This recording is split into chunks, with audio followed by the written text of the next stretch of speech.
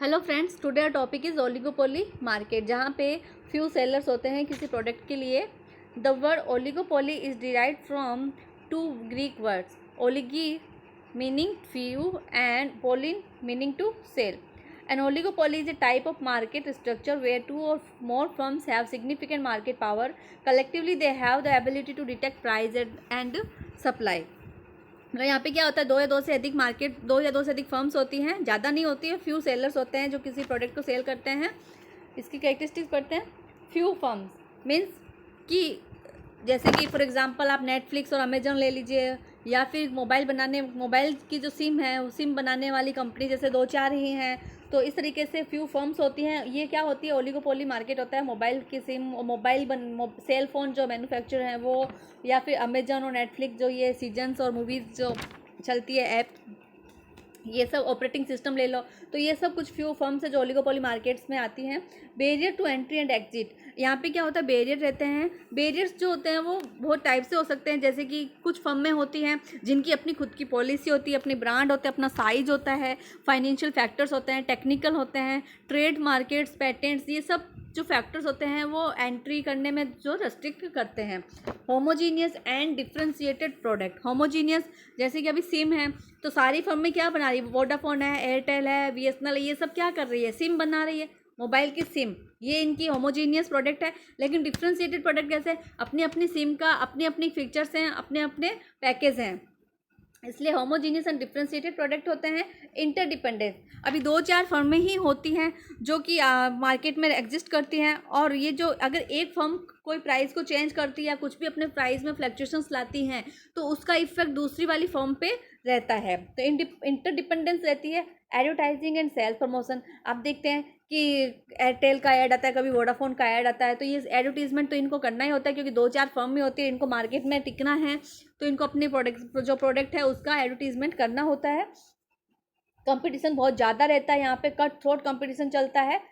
कौन सा, cut throat competition, जैसे कि हाई लेवल पे कंपटीशन जो होता है वो रहता है इस मार्केट में. और प्राइस रिजिडिटी मीन्स यहाँ पे यह है कि अगर किसी एक फर्म ने अपनी प्राइस को अगर कम किया है तो जो उससे रिलेटेड दूसरी फर्म है उसको भी क्या करना पड़ेगा, अपनी प्राइस को कम करना पड़ेगा.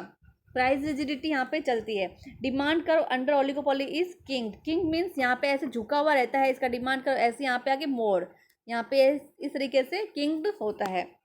डिमांड कर्व हम आगे पढ़ेंगे इसका क्या होता है. King demand curve,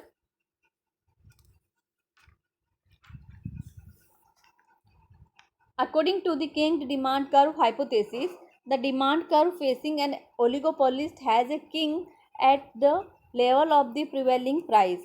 This king exists because of two reasons. First, the segment above the prevailing price level is highly elastic and the segment below the prevailing price level is inelastic. ये देखिए, ये demand curve है. यहाँ पे king से पहले ये क्या है, हाईली इलास्टिक है, और ये क्या है, इन इलास्टिक है, क्योंकि यहाँ पे प्राइस जो होती है वो कंपटीशन चलता है, इसलिए क्या होता है, प्राइस के अकॉर्डिंग यहाँ पे हाईली इलास्टिक होते हो, यहाँ पे इन इलास्टिक हो जाता है किसी और ब्रांड, किसी और कंपनी का. ये किसने दिया था, ओलिगोपोली के अंदर किंग डिमांड कर्व किसने दिया था, स्वीजी ने दिया था. इसके अकॉर्डिंग क्या होता है, किंग डिमांड कर्व के अकॉर्डिंग एक्शन और रिएक्शन की जो सिचुएशन होती है वो होती है. कोई एक फर्म अगर अपनी प्राइस बढ़ा रही है और दूसरी जो नहीं बढ़ा रही है या फिर ज़्यादा बढ़ा रही है, तो इस तरीके से ये जो होता है किंग होता है.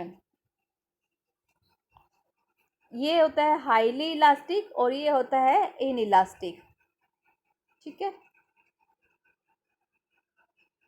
Assumptions क्या है इसके, each firm in oligopoly believes the following two things. First, if a firm lowers the price below the prevailing level, then the competitors will follow him. अगर किसी एक फर्म ने अपनी प्राइस को कम कर दिया तो दूसरी फर्म भी क्या करेगी, उसको कम करना पड़ेगा. If a firm increases the price above the prevailing level, then the competitors will not follow him. अब जैसे एयरटेल और वोडाफोन को लेके चलते हैं, एयरटेल ने अपनी प्राइस कम करी किसी पैकेज के अंदर, तो वोडाफोन को भी देखना पड़ेगा कि भाई हाँ, क्योंकि कस्टमर क्या करेगा, एयरटेल के पास चला जाएगा, तो वोडाफोन को अपने कस्टमर मेंटेन रखने के लिए उसको भी क्या करना पड़ेगा, कम करना पड़ेगा, अपने प्लान्स को देखना पड़ेगा एयरटेल के अकॉर्डिंग. लेकिन अगर एयरटेल जो है वो अपने प्लान्स में क्या करता है, प्राइस को हाई कर देता है, बढ़ा देता है तो कस्टमर्स ज़्यादा दिन नहीं रहेंगे, लेकिन वोडाफोन ऐसा नहीं करेगा, वो हाइक नहीं करेगा, वो अपनी लेवल पे रहेगा। तो इस तरीके से किंग डिमांड कर्व में क्या होता है कि जब प्राइस कम करता है कोई, तो वो दूसरा जो होता है उसको भी कम करना पड़ता है, लेकिन अगर कोई प्राइस बढ़ाता है तो जो बी फर्म होती है उसको प्राइस नहीं बढ़ेगा, वो अपना प्राइस को नहीं बढ़ाता है। Types of oligopoly, pure and perfect oligopoly होती है। प्योर मीन्स कि होमोजीनियस ही रहती है यहाँ पे, जैसे गोल्ड है, सिल्वर है ना। और परफेक्ट ओलिगोपोली रहती है। इम्परफेक्ट और डिफ्रेंशिएटेड ओलिगोपोली।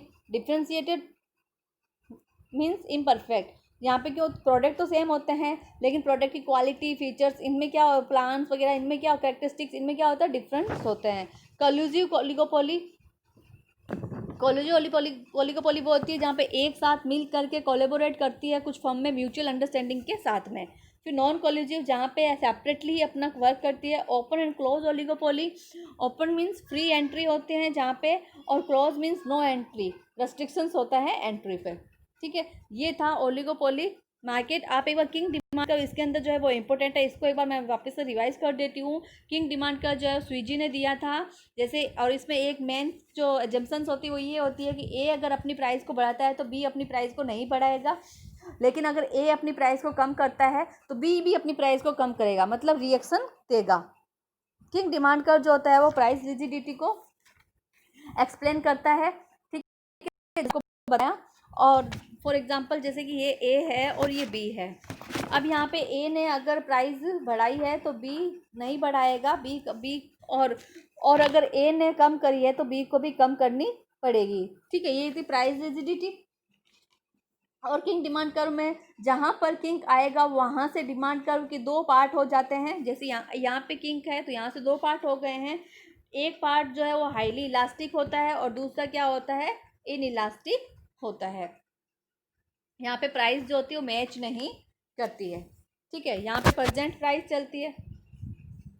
ये था ओलिगोपोली मार्केट। Thank you.